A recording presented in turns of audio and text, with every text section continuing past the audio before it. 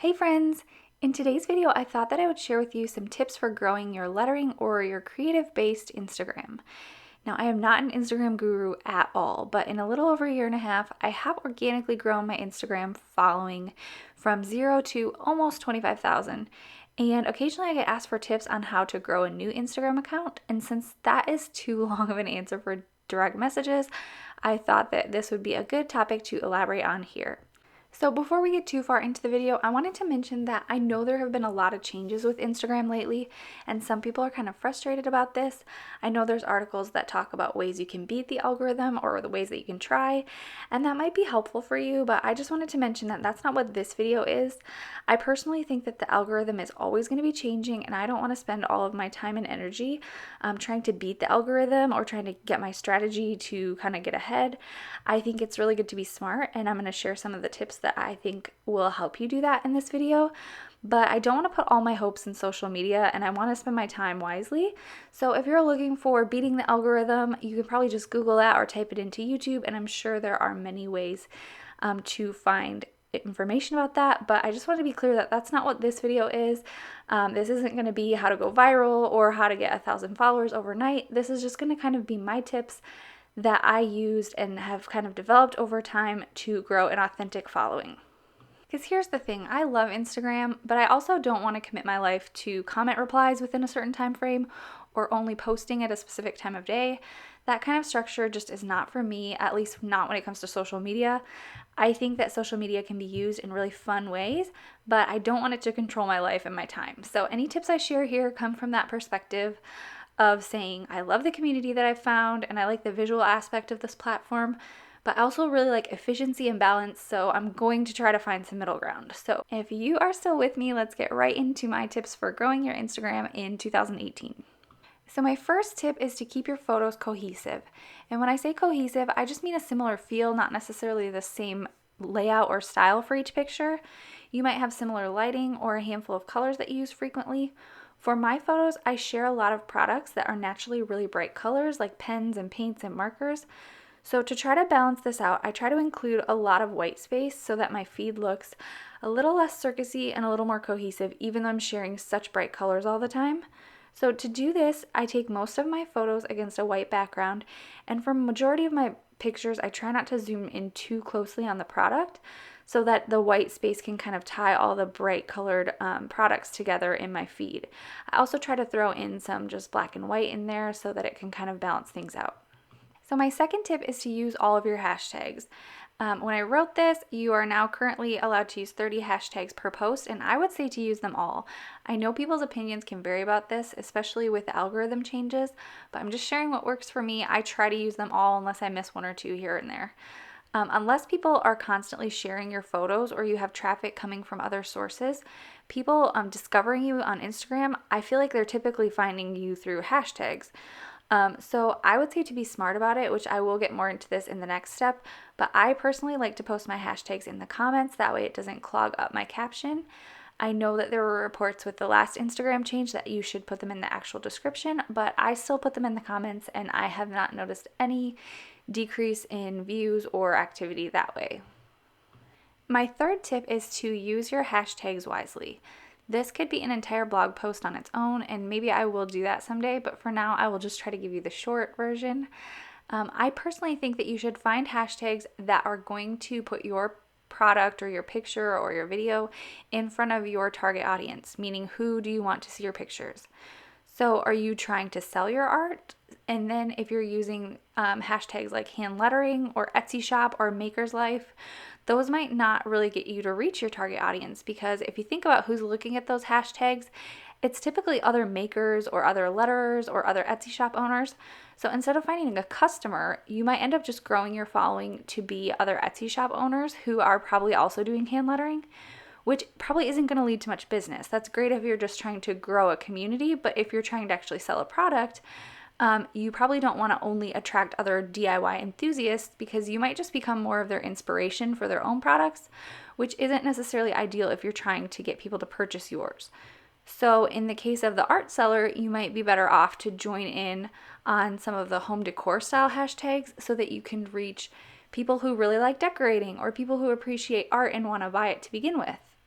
This, in my opinion, is going to be a more organic following because they're actually looking for home decor. And so when they look under those hashtags, they're going to find you, who conveniently are selling a form of home decor. So you can even take this a step further and find out what decor niche your art fits into and see what those home and lifestyle accounts are using. You could look up something like farmhouse decor or minimalist decor or something like that. But just choose your hashtags in a way that you're thinking about the people that you're trying to attract and make sure that that's who is looking at those hashtags. And on top of the types of hashtags you can use, you can also choose hashtags that range in levels of popularity. And what I mean by this is that some hashtags have millions of posts and others only have thousands. If you're a smaller account and you use only hashtags that have a million and over posts, your post is probably going to get buried really quickly before anyone has a chance to see them. But if you use active hashtags that have a couple of thousand photos, you're more likely to be seen and have a greater potential to be featured in the top post section on Instagram. So I personally like to use hashtags that are in between like 50 and 100,000 range, and then do some from less than that and some from more than that.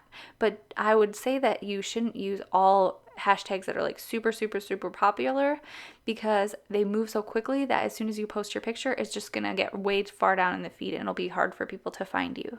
And if you're not sure where to start, you can start by just looking up a really popular hashtag in your niche and then looking at those related hashtags underneath and just kind of clicking through there and see what you can find and kind of making a list that goes well with what you are doing. Next tip is to take quality photos, and I want to say that this does not have to be fancy. I take almost all my photos on my iPhone and edit them in the free version of a color story. I don't use filters, I just edit it. And I use a white desktop or a piece of white tag board and just shoot directly over the product or my lettering. I do sometimes use studio lights because I don't like to have to count on good lighting, but natural lighting is just as good. If you have a room with a big window or a glass door, just lay your piece of tag board on the floor and that's pretty much all you need. I will add that you don't want direct sunlight or you'll get shadows and colors, so a bright room with diffuse light is ideal in my opinion, but a $1 piece of tag board and a window can really do wonders for your photography. So I'm just sharing a few before and afters here. As you can see, they are nothing really fancy. Like I said, when I use a color story, I just do use some of the adjusting tools. So I'm not actually using any filters, and I just have my specific style for editing, but you can definitely find your own. I also use a color story to edit these Instagram hyperlapse videos that I do and just kind of brighten things up and switch some colors around here and there. So this is a little example of that, and it is super easy. Tip number 5 is to tag the brands that you use.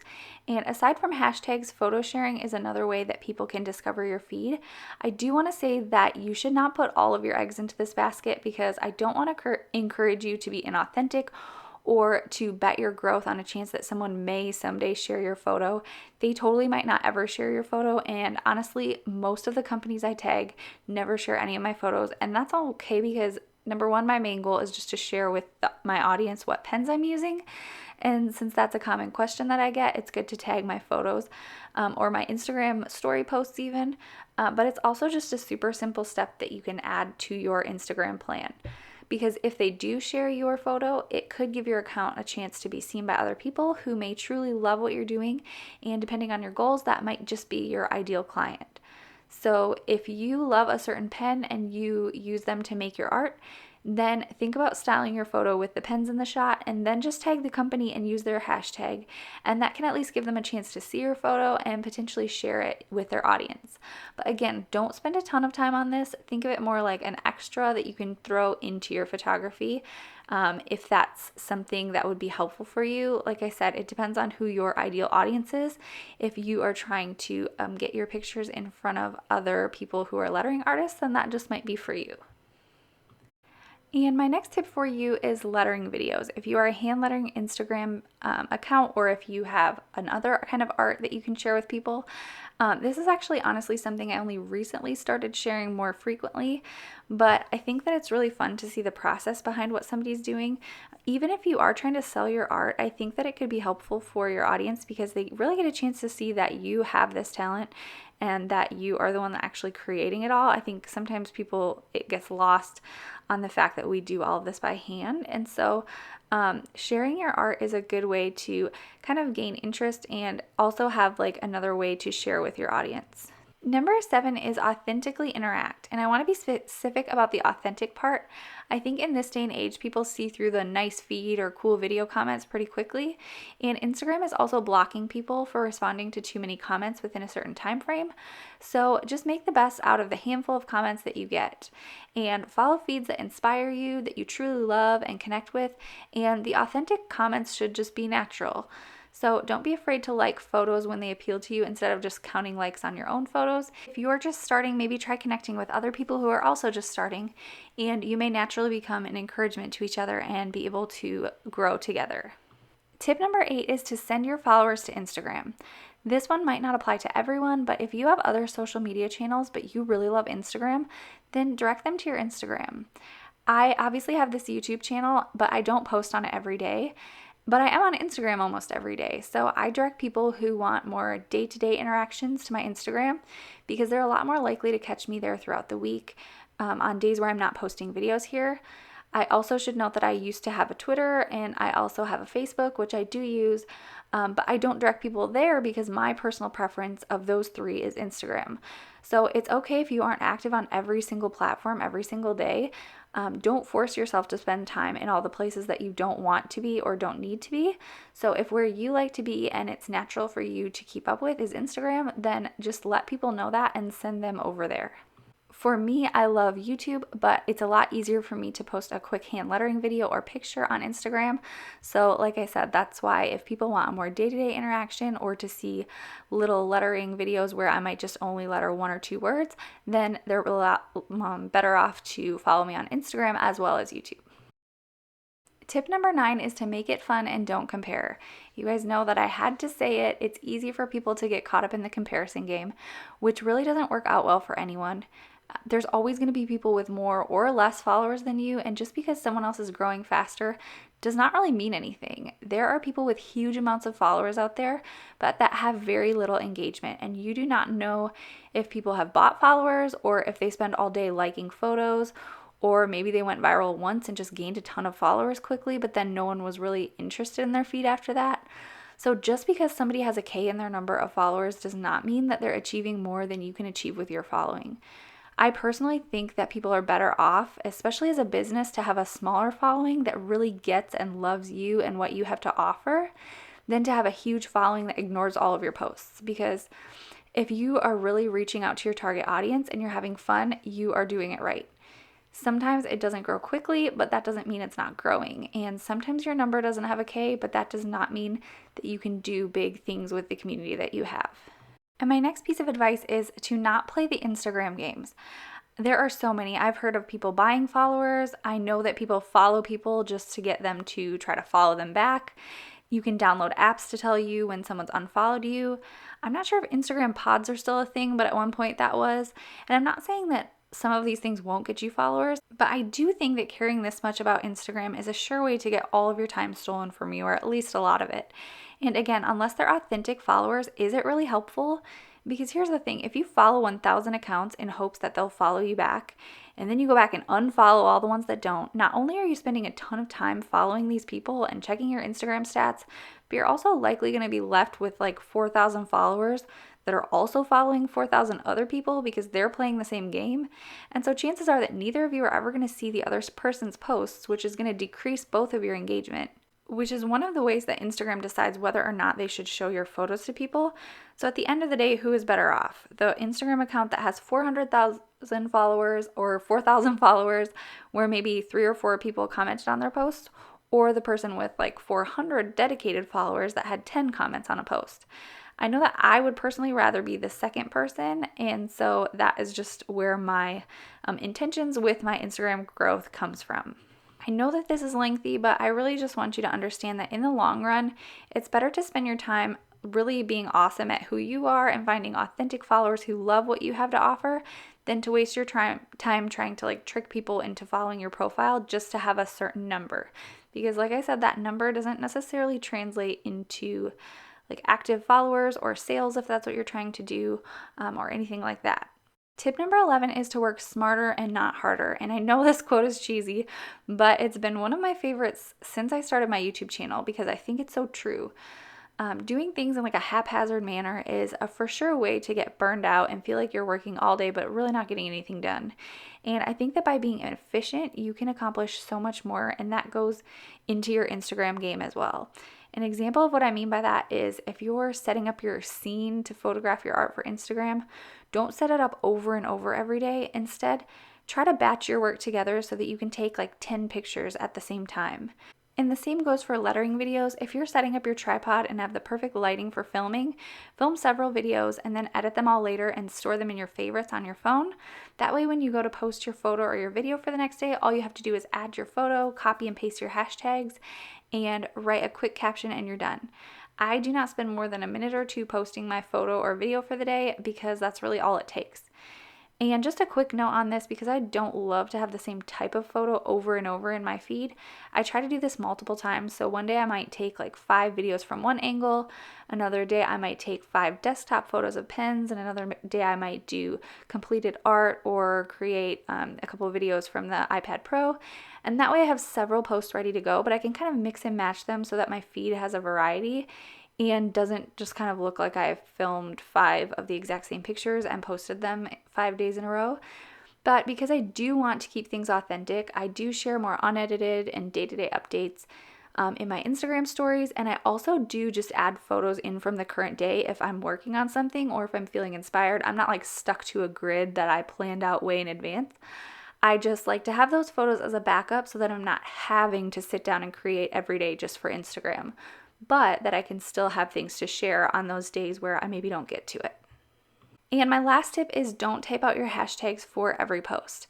I know that I keep talking about hashtags, but this one is less of a growth tip and more of just how to make it possible without spending an hour or two a day on Instagram.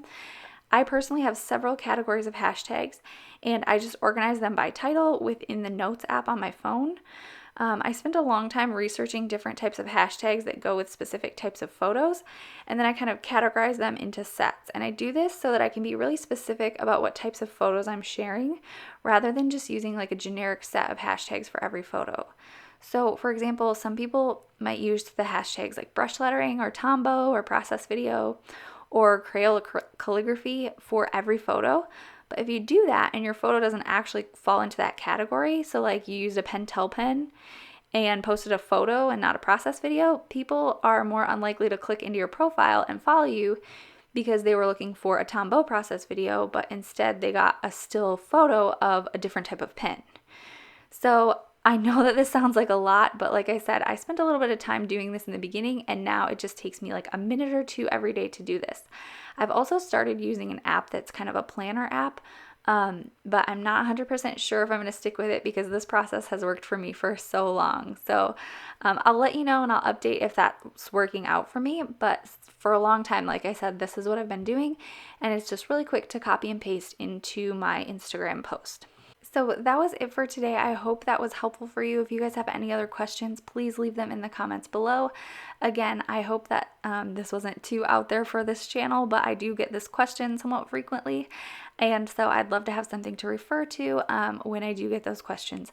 So thank you so much for watching. If you aren't subscribed already, be sure to subscribe if you are interested in learning how to hand letter. I post lots of hand lettering videos and videos about different products and product reviews. So you can find more of those on my channel. And again, you can always follow me at Instagram at How to Hand Letter if you'd like to see more updates throughout the week. Thank you again for watching, and I will see you in my next video. Bye!